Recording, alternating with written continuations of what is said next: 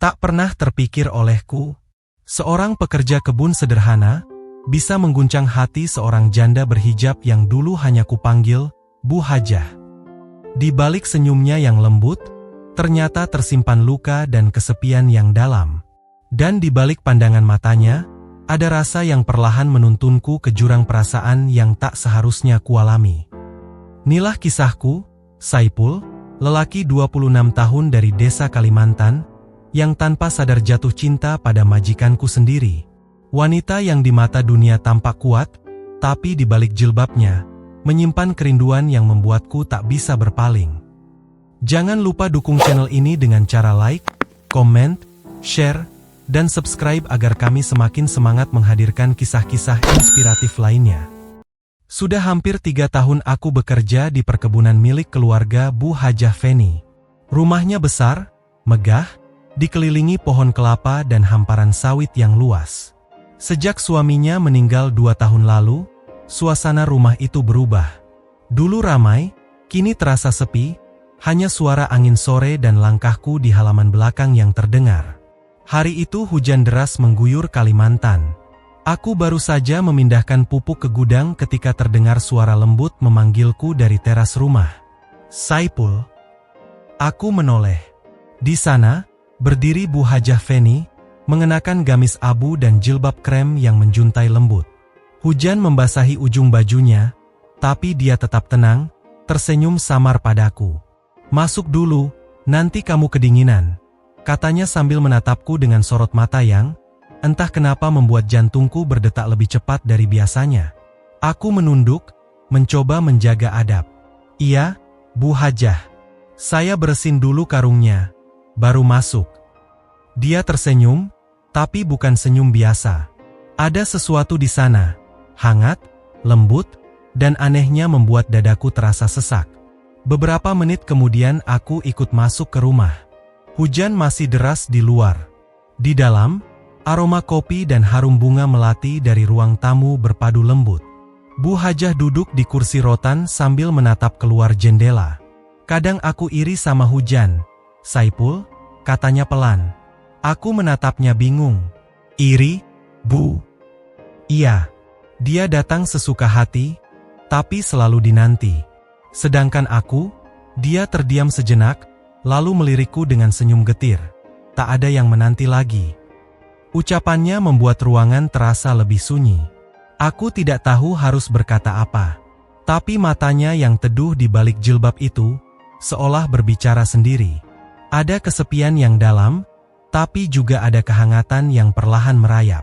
Dan sejak hari itu, entah kenapa, setiap kali Bu Hajah memanggil namaku, hatiku bergetar. Bukan karena takut, tapi karena ada rasa yang mulai tumbuh, perlahan, di balik pandangannya yang lembut. Hari-hariku di rumah besar itu kembali seperti biasa. Aku menyapu halaman, membersihkan kandang ayam, dan memeriksa tanaman di kebun belakang. Tapi sejak hari hujan itu, suasana tak lagi sama.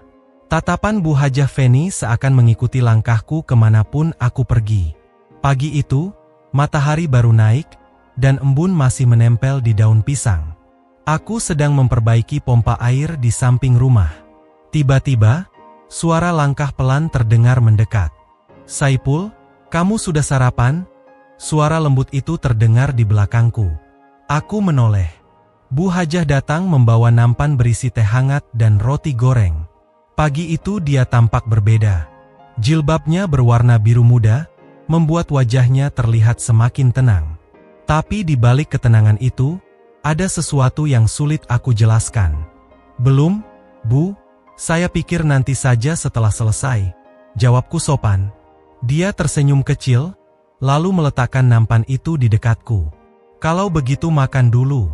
Nanti kamu malah sakit." Aku berterima kasih dan meneguk teh hangat itu. Uapnya naik, membasahi wajahku. Dan tanpa sengaja, saat aku hendak mengambil roti, tangan kami bersentuhan. Sesaat waktu berhenti. Sentuhan itu ringan, tapi cukup membuatku gugup. Kulihat Bu Hajah menunduk cepat, pipinya memerah, lalu menarik tangannya perlahan. "Maaf, saya tidak sengaja," katanya lirih. Aku hanya bisa tersenyum canggung. Tidak apa-apa, Bu. Tapi setelah itu, suasana menjadi aneh. Tidak ada yang bicara, hanya suara burung dan gemericik air yang terdengar. Namun dalam diam itu, aku bisa merasakan jantungku berdegup kencang. Dan entah kenapa, aku tahu, dia juga merasakannya. Beberapa hari berlalu, dan setiap pagi Bu Hajah selalu mencari alasan untuk memanggilku. Kadang hanya untuk meminta tolong membetulkan gorden, kadang untuk mengantar belanja ke pasar. Semakin sering kami bersama, semakin aku mengenali sisi dirinya yang berbeda.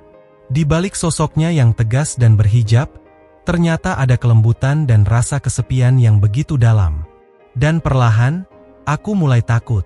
Takut kalau perasaan yang tumbuh ini bukan sekadar kagum, tapi sesuatu yang lebih dalam, lebih berbahaya, dan mungkin tak seharusnya ada antara aku, seorang pekerja kebun, dan dia, seorang janda terhormat. Namun, Allah menjadi saksi, hatiku mulai tak bisa berpaling dari dirinya.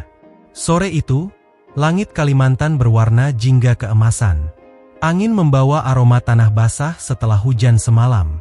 Aku sedang menata karung beras di dapur belakang ketika Bu Hajah masuk dengan langkah pelan, mengenakan daster panjang dan jilbab yang dililit sederhana. "Saipul, tolong ambilkan panci besar di rak atas itu." "Ya," katanya lembut. Aku mengangguk dan naik ke kursi kayu untuk meraihnya. Tapi begitu panci itu kuambil, keseimbanganku hilang. Kursinya goyah. "Saipul, hati-hati," teriak Bu Hajah spontan. Dalam sekejap, tangannya meraih lengan kiriku. Tubuhku sempat kehilangan arah, lalu kami berdua hampir jatuh. Tapi justru di detik itu, wajah kami saling berhadapan. Begitu dekat, hanya sejengkal. Aku bisa merasakan hembusan napasnya, lembut dan wangi seperti bunga kenanga. Matanya menatapku dalam, penuh sesuatu yang tak semestinya.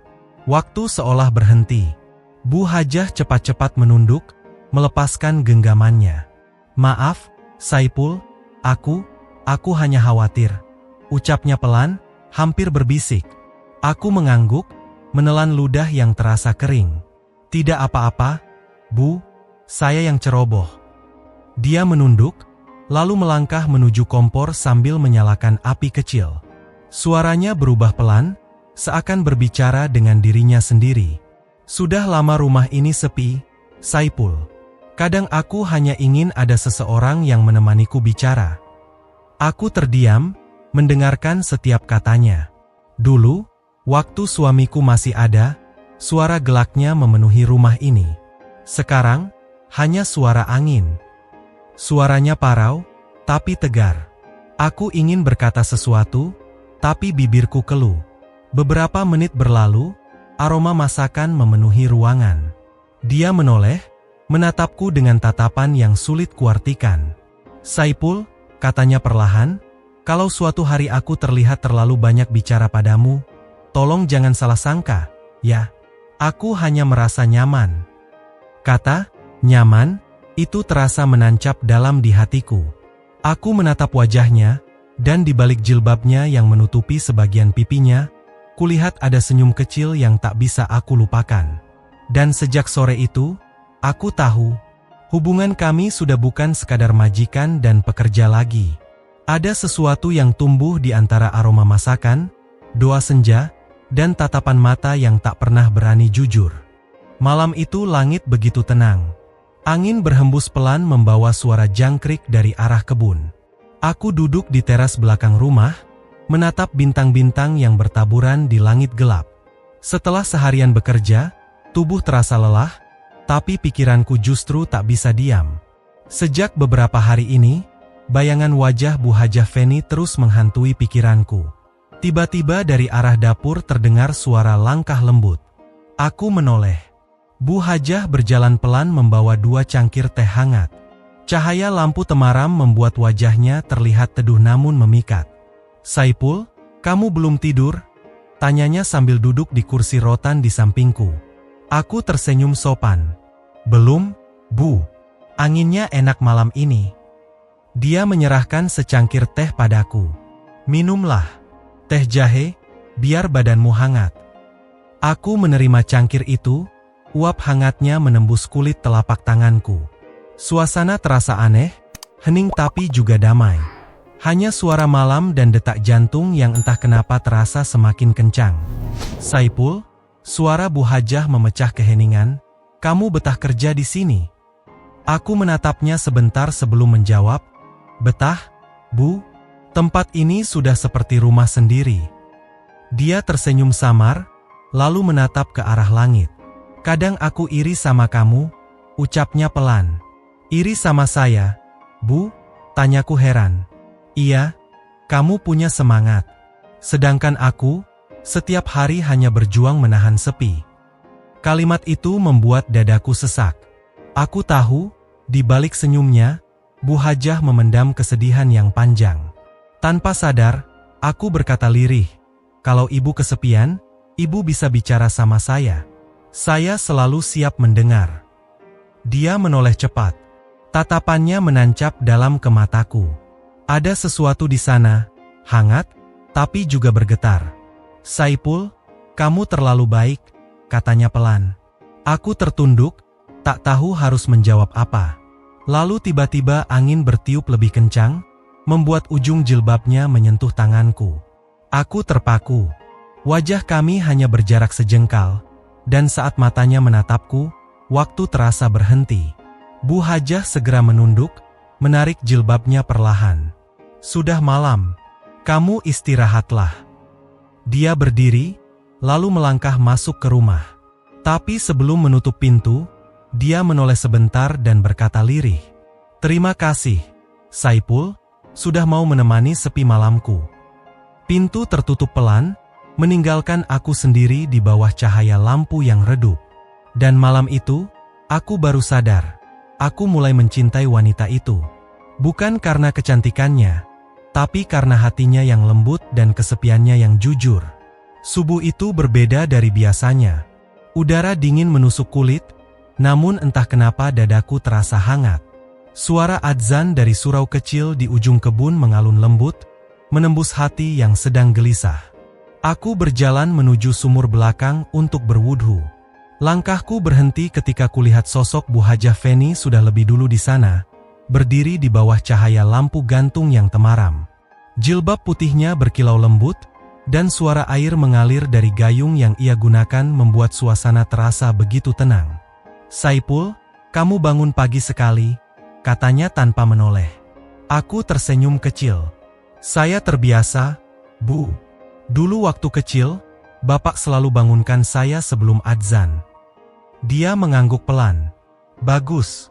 Laki-laki yang terbiasa bangun di waktu subuh, hatinya biasanya bersih." Kami berdua melangkah ke musola kecil di samping rumah. Hanya ada sajadah, Al-Quran, dan aroma kayu yang lembab. Bu Hajah berdiri di depan, menjadi makmum perempuan, sementara aku menjadi imam. Suara takbir bergema pelan di ruang sunyi itu, seakan memecah kesepian yang selama ini menumpuk di hati kami berdua. Setelah salam terakhir, suasana hening. Bu Hajah masih menunduk lama, seolah berdoa dengan sungguh-sungguh. Aku ikut terdiam, tapi dalam diam itu, aku bisa mendengar isak kecil dari arah belakang. "Bu Hajah?" Aku berbisik pelan. Dia mengusap air matanya cepat-cepat, lalu tersenyum paksa. "Tidak apa-apa, Saipul. Aku hanya rindu," suaranya bergetar, "rindu suamiku. Tapi entah kenapa, saat kamu memimpin sholat tadi, hatiku terasa tenang." Aku menunduk, tak mampu berkata apa-apa. Lalu dia menatapku, pandangannya lembut tapi dalam. "Saipul, kadang Allah menghadirkan seseorang bukan untuk menggantikan, tapi untuk menyembuhkan." Ucapan itu membuat nafasku tercekat. Entah mengapa aku merasa kalimat itu bukan hanya doa, tapi juga pengakuan dari hatinya yang tulus. Matahari mulai menampakkan cahayanya. Bu Hajah berdiri perlahan, menepuk bahuku lembut. "Terima kasih, Saipul. Karena kamu, rumah ini kembali terasa hidup." Dan saat dia melangkah pergi, aku hanya bisa menatap punggungnya yang perlahan menjauh. Di bawah cahaya subuh itu, aku sadar, aku bukan hanya ingin melindunginya, tapi juga ingin menjadi alasan dia tersenyum lagi. Siang itu matahari bersinar terik di atas kebun. Aku baru saja menumpuk karung pupuk di gudang ketika Bu Hajah datang membawa air minum. Langkahnya ringan, wajahnya teduh, dan senyum kecil di bibirnya seperti menyapa hatiku yang lelah. "Saipul, minum dulu. Panas sekali hari ini," katanya sambil menyerahkan botol air dingin. Aku menerimanya dengan sopan. "Terima kasih, Bu Hajah." Dia tidak langsung pergi. Justru duduk di bangku kayu dekatku, menatap kebun yang membentang luas. Angin siang menggerakkan ujung jilbabnya pelan. "Dulu, waktu suamiku masih hidup, aku sering duduk di sini," ucapnya lirih. Aku diam mendengarkan. Kami biasa berbicara soal masa depan. Tapi sekarang, masa depan itu terasa hampa. Aku menatap wajahnya yang sedang menerawang jauh. Di balik ketegaran yang selalu ia tunjukkan, ada luka yang masih dalam. "Bu Hajah," kataku perlahan, "saya memang bukan siapa-siapa. Tapi kalau ibu butuh teman bicara, saya siap mendengar." Dia menoleh padaku, menatap lama tanpa berkata apa-apa. Sorot matanya lembut tapi membuat jantungku bergetar. "Saipul," katanya pelan, "kadang aku takut kalau rasa nyaman ini justru salah." Aku tercekat. "Ibu maksud?" tanyaku ragu. Dia menunduk, menggenggam jemarinya sendiri. "Aku tahu batas antara majikan dan pekerja. Tapi setiap kali kamu ada di dekatku, aku merasa tenang. Dan itu membuatku takut." Aku tak sanggup menatapnya. Suara detak jantungku terasa begitu keras. "Ibu," ujarku dengan suara pelan, "saya juga merasakan hal yang sama. Tapi saya selalu berdoa, semoga Allah menjaga niat kita." Dia mengangguk, matanya berkaca-kaca. "Terima kasih, Saipul, kamu selalu bicara dengan hati." Suasana kembali hening. Hanya suara angin dan langkah ayam di halaman yang terdengar. Tiba-tiba, selembar dedaunan kering jatuh di pundak Bu Hajah. Aku refleks menyingkirkannya, tapi tanpa sengaja jari kami bersentuhan lagi. Sekejap saja, tapi rasanya cukup membuat waktu berhenti. Bu Hajah menatapku dalam diam, lalu perlahan menunduk. Pipinya bersemu merah. "Sudah siang, Saipul, istirahatlah dulu," katanya pelan sambil berdiri. Aku hanya bisa menatap punggungnya yang berjalan menjauh. Di antara panas siang dan desir angin kebun, hatiku mulai tak bisa berbohong lagi. Aku jatuh cinta pada wanita yang seharusnya hanya kupanggil majikan, tapi kini, dia menjadi alasan setiap detak jantungku. Petang itu langit kembali muram. Awan hitam menggantung di atas rumah besar itu, seakan menyimpan rahasia yang sama beratnya dengan perasaan yang mulai tumbuh di antara aku dan Bu Hajah Feni. Aku baru saja menutup pintu gudang ketika hujan turun perlahan, membasahi tanah dan dedaunan. Suaranya menenangkan, tapi di dalam dada, justru ada kegelisahan yang tak bisa aku jelaskan. Aku hendak menuju kamar kecil di belakang, namun langkahku terhenti saat melihat Bu Hajah berdiri di teras. Ia mengenakan jilbab hitam dengan gamis panjang berwarna hijau zaitun. Tangannya menggenggam secangkir kopi, matanya menatap hujan tanpa ekspresi. Aku mendekat perlahan. "Bu Hajah, hujan begini, nanti masuk angin." Dia menoleh pelan dan tersenyum tipis. "Tidak apa-apa, Saipul. Kadang aku suka menatap hujan. Rasanya tenang." Aku berdiri di sampingnya. Suara hujan, aroma tanah basah, dan udara dingin membuat suasana terasa begitu dekat. "Bu Hajah," kataku pelan, "dulu waktu kecil, ibu suka hujan juga." Dia tersenyum lembut. "Iya, aku suka karena hujan bisa menutupi tangis." Aku terdiam. Jawaban itu membuat dadaku sesak. Dia menatap jauh ke depan. Orang melihatku tegar, tapi mereka tidak tahu seberapa sering aku menangis dalam diam. Aku ingin berkata sesuatu, tapi tiba-tiba angin bertiup lebih kencang, membuat jilbabnya terlepas sedikit dari bahunya. Aku cepat-cepat membantu membetulkannya. Sentuhan itu hanya sekejap, tapi cukup untuk membuat kami berdua saling menatap tanpa kata. Hujan semakin deras. Ia menunduk, suaranya bergetar. Saipul, kamu tahu rasanya berjuang sendirian? Setiap hari pura-pura kuat, padahal di dalam hati ada bagian yang hancur. Aku menghela napas dalam, lalu berkata pelan, saya tahu, Bu. Karena saya juga sering merasa begitu. Dia memandangku lama, sangat lama, lalu tersenyum dengan mata berkaca-kaca. Kalau begitu, mungkin Allah mempertemukan kita bukan karena kebetulan. Aku tak sanggup menjawab.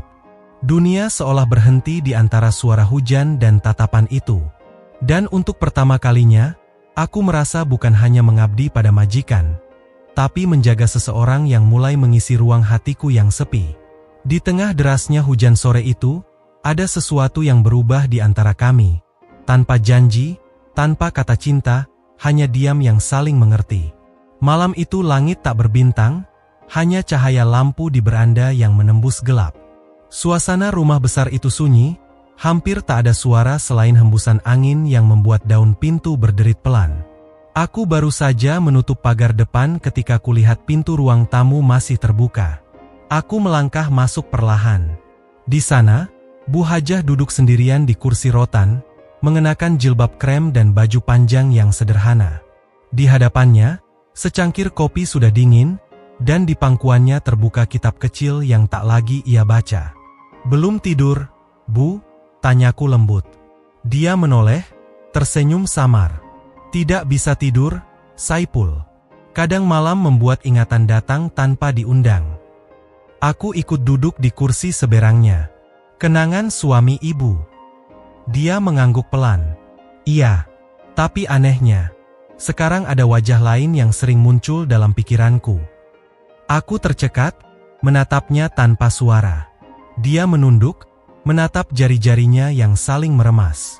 Saipul, aku tidak tahu kenapa. Setiap kamu ada di dekatku, aku merasa tenang, tapi juga takut. Takut kalau perasaan ini membuatku hilaf. Aku menarik napas panjang, berusaha menahan gejolak di dada. Bu Hajah, ucapku pelan, saya juga berjuang menahan apa yang saya rasakan. Saya sadar siapa saya, tapi saya tidak bisa membohongi hati saya. Dia mengangkat wajahnya. Tatapan itu dalam, jujur, dan penuh rasa yang tertahan terlalu lama. Kenapa kamu selalu bisa bicara dengan hati, Saipul? Katanya hampir berbisik. Aku hanya menunduk. Mungkin karena saya sudah jatuh cinta, Bu. Kata-kata itu keluar begitu saja, tapi setelahnya dunia terasa berhenti. Bu Hajah menatapku, matanya bergetar. Lalu perlahan, air mata jatuh di pipinya. Jangan bicara begitu, Saipul. Suaranya gemetar. Aku takut. Aku takut perasaan ini membuat kita berdosa. Aku mendekat sedikit, menatapnya dengan hati yang tulus. Perasaan tak selalu salah, Bu, selama kita tetap menjaga batas yang Allah tetapkan. Dia terdiam lama, lalu menunduk. Kamu benar, tapi jujur. Aku sudah lama tidak merasakan hati berdebar seperti ini. Malam itu kami hanya diam. Tidak ada yang berani menatap terlalu lama, tapi tak ada pula yang ingin beranjak. Cahaya lampu menyorot wajahnya yang lembut di balik jilbab. Dan dalam keheningan malam, aku tahu, cinta itu telah tumbuh sepenuhnya. Dalam diam, dalam doa, dan dalam takut yang tak bisa dihindari. Beberapa hari terakhir, rumah itu terasa berbeda. Ada udara yang menggantung di antara kami. Setiap kali Bu Hajah berbicara padaku, pandangannya selalu cepat beralih. Tapi dari sorot matanya, aku tahu, perasaan itu masih ada, sama seperti yang kurasakan. Pagi itu aku sedang menyapu halaman ketika dari arah dapur terdengar suara benda jatuh. Aku bergegas masuk dan melihat Bu Hajah memegangi pergelangan tangannya. Wajahnya meringis menahan sakit. Bu Hajah, kenapa ini? Aku berlari mendekat. Tadi gelasnya pecah, Saipul. Aku tak sengaja kena serpihan. Jawabnya pelan. Tangannya berdarah. Tanpa pikir panjang, aku ambil kain bersih dan menggenggam tangannya untuk menghentikan darah yang keluar. Jangan banyak gerak, Bu. Nanti makin dalam, kataku sambil menekap luka itu pelan. Ia terdiam, Matanya hanya menatap wajahku. Nafas kami terasa begitu dekat. Saipul, suaranya lirih. Kenapa kamu selalu ada setiap kali aku butuh? Aku tersenyum kecil. Mungkin karena Allah ingin saya jaga ibu. Dia menatapku lama, lalu menunduk.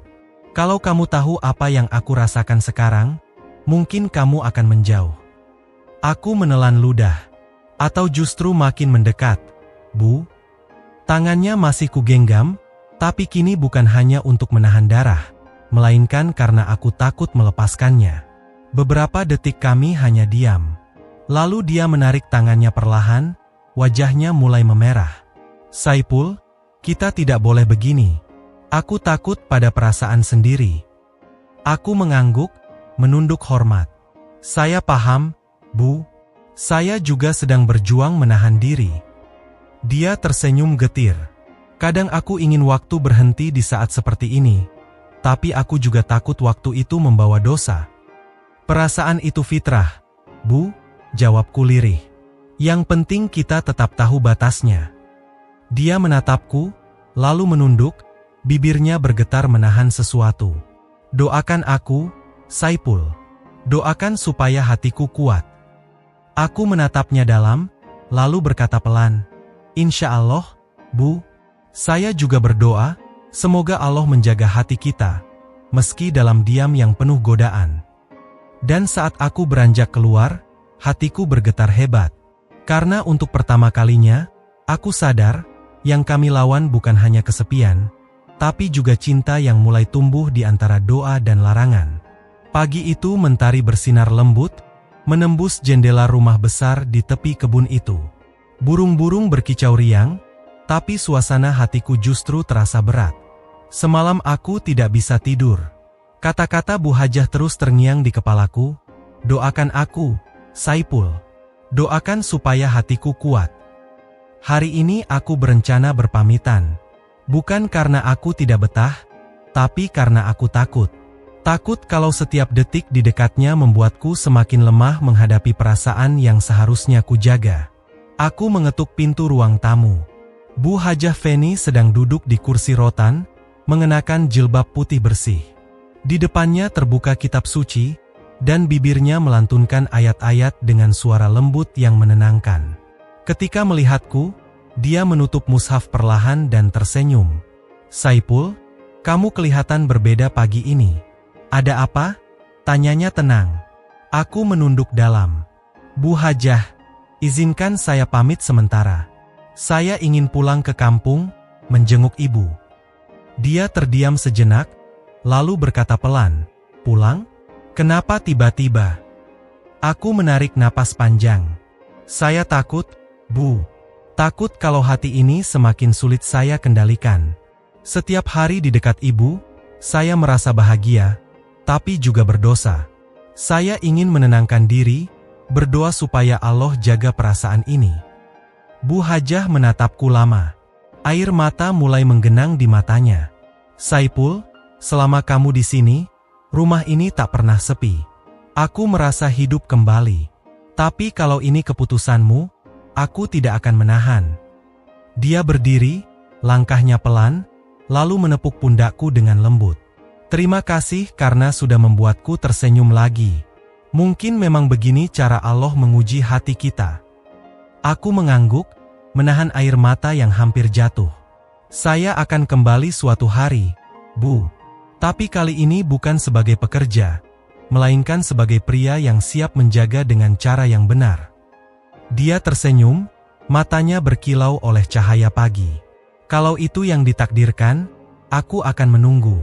Tapi janji satu hal, Saipul, jangan biarkan rasa ini membuatmu jauh dari Allah. Aku menunduk dalam-dalam. Insya Allah, Bu Hajah. Langit pagi itu tampak indah, angin berhembus membawa aroma tanah dan bunga kenanga. Aku melangkah keluar dari rumah itu dengan hati bergetar, meninggalkan jejak kenangan yang tak akan pernah hilang. Dan dalam setiap langkah menuju jalan pulang, aku hanya berdoa dalam hati. Ya Allah, jika perasaan ini salah, hapuslah. Tapi jika ini cinta yang kau ridha, satukanlah kami di waktu yang benar, dengan cara yang kau halalkan.